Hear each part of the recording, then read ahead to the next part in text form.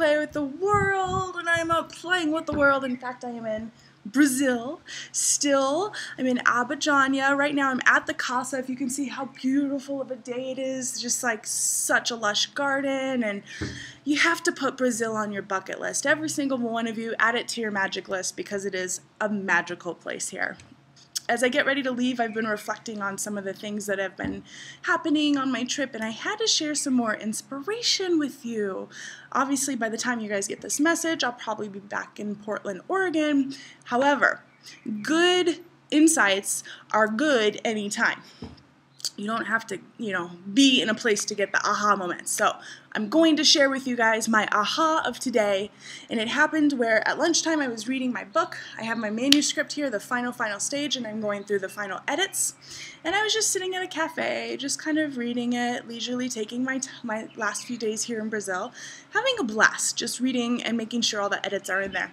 And a woman came up, and she basically wanted to borrow a chair because she needed an extra chair for her table. And I said, yes, go for it. And she saw my gigantic, paper. She goes, are you a student? Are you a estudiante, And I was like, oh, no, I'm a writer. And she just, the amount of excitement on her face, she goes, oh, and she put her hands in the air and she goes, I love writers. And I was like, I love you. And there was so much love. And she goes, oh, I want to be a writer. She was from Greece. I found out that she was from Greece, so I'm not doing the best accent, but it was so beautiful. And I go, oh, I love Greece. It's one of my favorite places. And that's one of the things I love about traveling, is you get to meet people and you get to really experience the culture. And it's just a magical experience of connecting with other people.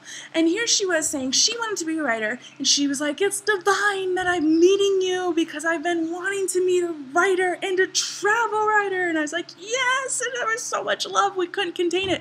And then she goes, if you don't mind me asking, how do you make money and do the thing you do? And I thought this was a great question. That's what I'm going to talk to you about today, because this question comes up a lot. I get emails from people and in my coaching sessions, and then even on this trip, a lot of people. And here she was again today, and it was kind of like, I got to do a video message on this because this is a constant thing that a lot of people worry about. And she said, how do you do what you do? How do you get money? And this is what happens a lot of times when we're in a place, we're going along in our life, and we're like, okay, things are status quo, and then we realize we want something more. And when we realize that we actually want something more, that is when it kicks in.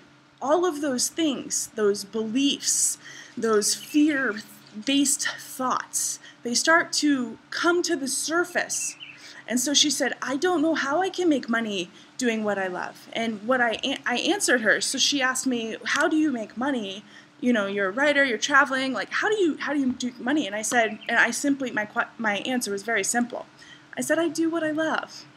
And I have lots of things that I love. I said I speak, I do workshops, I'm a teacher at the Art Institute, I do graphic design, I'm a writer, I travel write, and every single one of those things fuels me. The life coaching, it fuels me.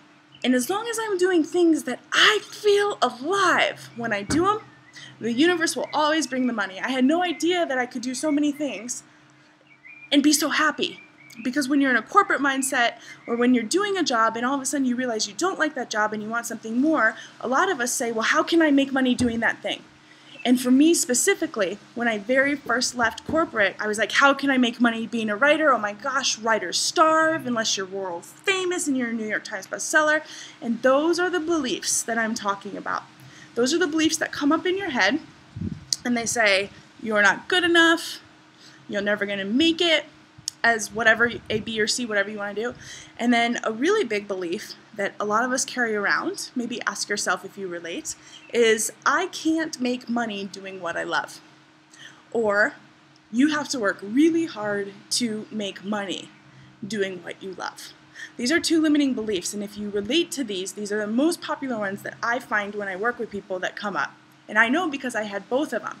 And so if you're feeling this way, and you're kind of at a crossroads, and you're kind of thinking, this is where I want to go, but how do you make money doing what you love, which is exactly what my new friend from Greece was thinking, but she wasn't outwardly saying, you have to ask yourself where those beliefs come from. Maybe your parents were raised, and that's how they thought about work.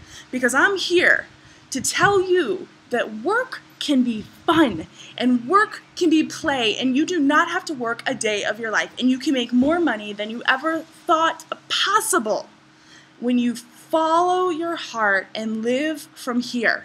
So it's about going from here and dropping down to your heart. And as long as you do what fuels you, the universe will throw money at you, and you don't have to know how. I have so many revenue income, like a travel writing article, coaching, my teacher, my graphic design, all of it. But every time I'm doing one of those things, I am so fueled up. I am literally playing with the world because I'm making the most out of every moment and loving it. So I'm asking you to really look at your limiting beliefs. Ask yourself, what is it I think about this situation? Because you may see where you want to go. You have a dream, whether it's starting your own business or whether it's going out and, changing the world by starting a school, whatever it is. And then you have a belief that is keeping you from what you really want. And all you have to do is look at that and ask yourself, where is that belief coming from? And then once you recognize where it's coming from, you realize it's not yours. You don't have to take it on. All you have to do is just keep going. You can say hi. Hi. This is, what's your name? Luan. Hi, where are you from? I'm from Brazil. Brazil, look at. You want to talk to someone? No, it's a video, but yes. Okay. Hi. Yeah. Where are you from? Portland, Oregon. Oh, I'm sorry? America. Okay. Yes, yeah. Okay. And so it's gonna go on my blog. So you can just say nice. hi. Oh, hi, people of the United States. High five.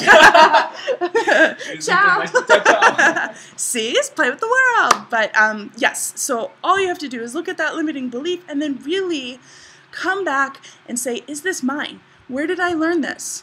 I had to do that. When I very first left corporate, I thought I can't make money doing what I love, especially if I really want to be a writer, because society tells me writers have to work really hard, they have to starve and eat ramen noodles until they hit it big 30 years after they're writing.